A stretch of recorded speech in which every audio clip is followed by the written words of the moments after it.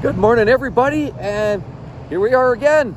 Have the beverage, let's go for a quick stroll, and let's have a talk this morning. As we see everybody heading off to work, I know it's particularly busy this morning. It's not too bad there right now, but definitely a bit of a hustle bustle. The road was extremely loud. I don't know, everybody whizzing around today. It felt like a very hustle bustle kind of a place. But a topic came up. I was reading through some of the comments of the channel here, and I came across a comment by a gentleman by the name of Sir Guy, who asked the question about, first of all, loving the series, and I appreciate that. It's been gaining a lot of traction, and I know it's a meaningful topic. This channel in general is that type of content that we all face. We all face those challenges of the day-to-day life of retirement, when it's too soon, when it's too late, how we're going to retire. But more importantly, it's not about money number crunching, because I leave that to the professionals. I'm not here to give people financial advice. I really here more to talk to people about their own inner, feelings, thoughts, the inner demons, cracking some of the hard conversations and ideas about retirement and when's the right time. And it's different for everybody. But that's what this channel's about. It's really more about, I've been going through a lot of ups and downs here in the last, I would say, this whole year. Actually, if we're being honest, quite a bit longer than a year. As I mentioned in the my previous employment stint, it's been a rough go for the last few years. When you're part of a company, and there's this feeling of exclusion. There's private meetings, closed door meetings with one of your peers, with upper management, and there's all this talk and rhetoric and people heading out for lunch, and you're excluded. Conversations like that where you feel there's a real sense of exclusion. That's part of it. And then just the general morale, because of what goes in corporate America these days. There's lots of challenges. So, it's been a tough go, but we are much better. And I also had somebody ask me yesterday about, thinking that maybe things aren't as rosy for me as I try to let on, and I'm trying to overcompensate. I would say absolutely not. There is a parallel run. And by the way, Sir Guy, we'll get to his comment here in a second. But it's not just about the retirement piece. We've talked about that's what's going on this year. Obviously, moving into a world of, some would call it flat out just like stop dead retirement, or some might just say, it's a transitionary period, because I've got a hobby side hustle that does generate a little bit of income.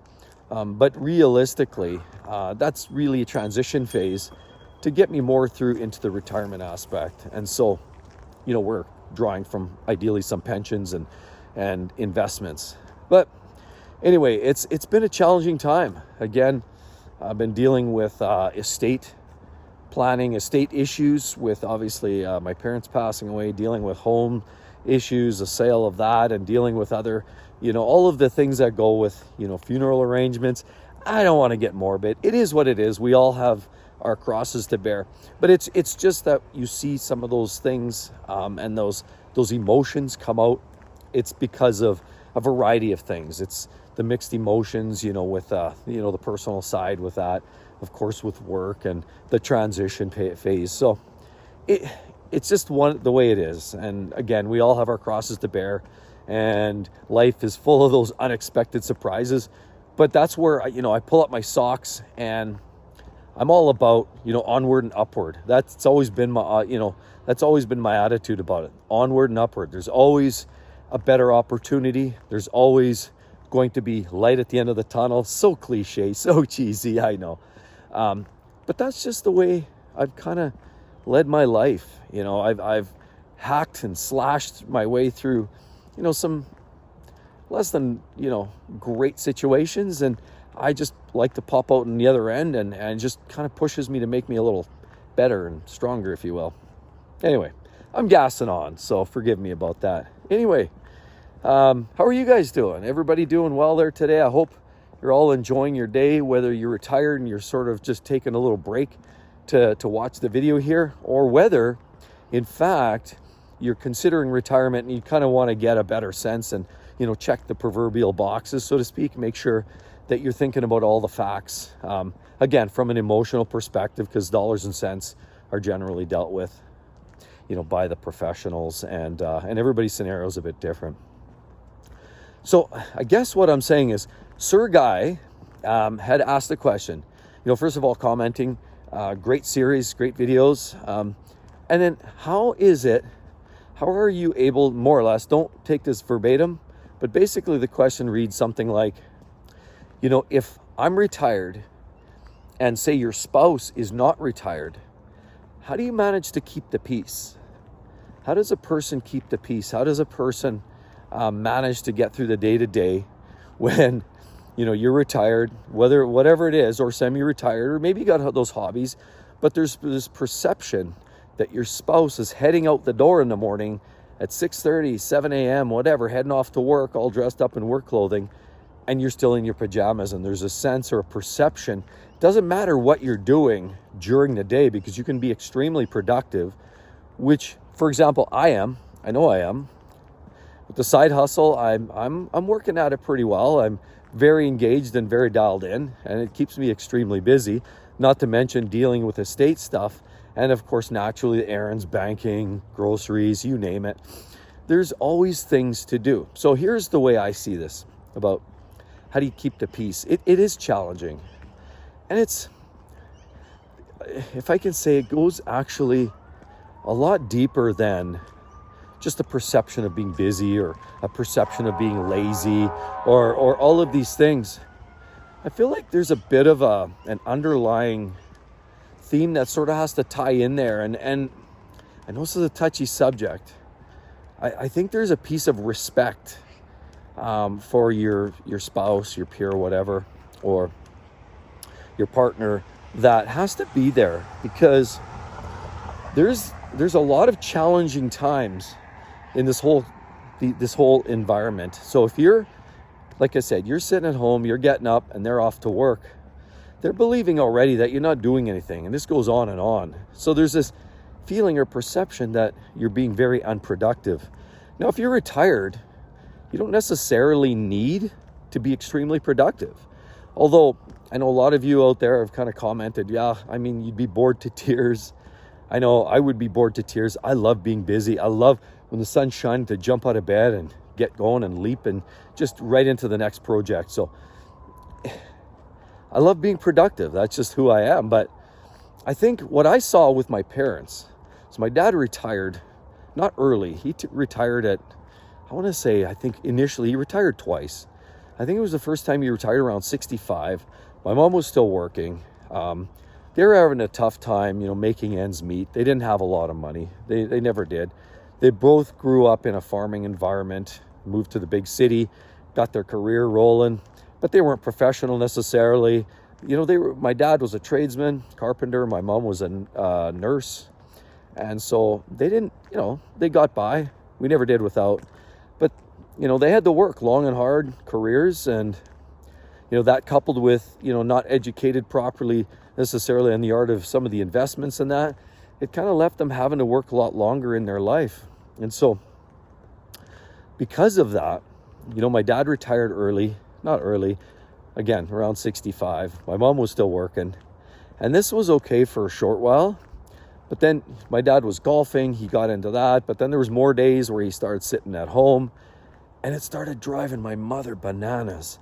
And I saw the anguish, and I saw some of the grumpiness and snarky comments, and this was not, and realistically, nobody's here at fault. It's just what it is, because there's this perception of, not being productive while the other person's out there hustling and moving and shaking.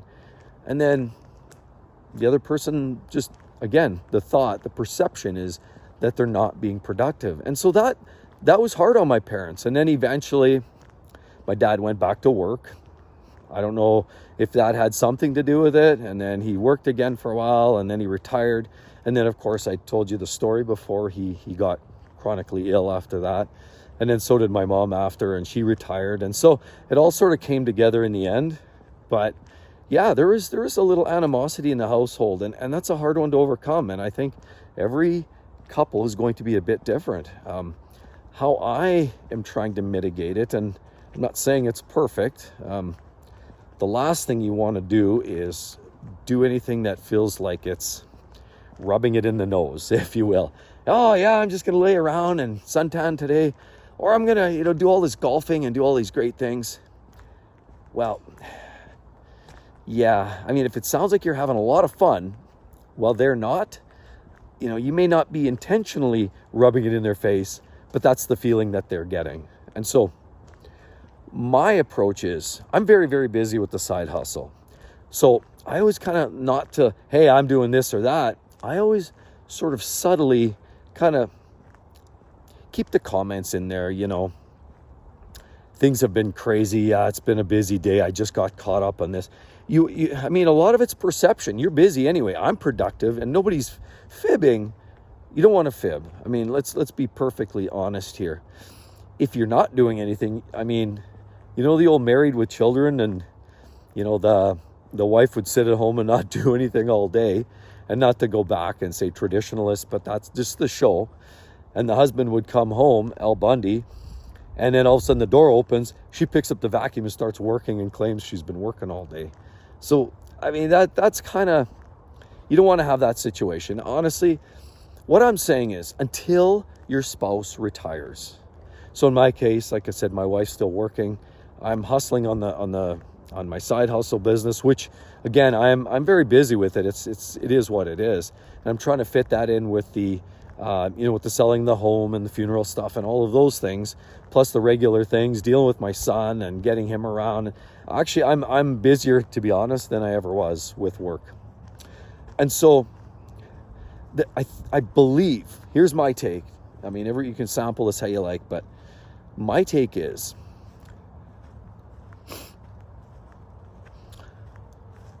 be intentional and be productive, even if retirement doesn't have to be the most productive time.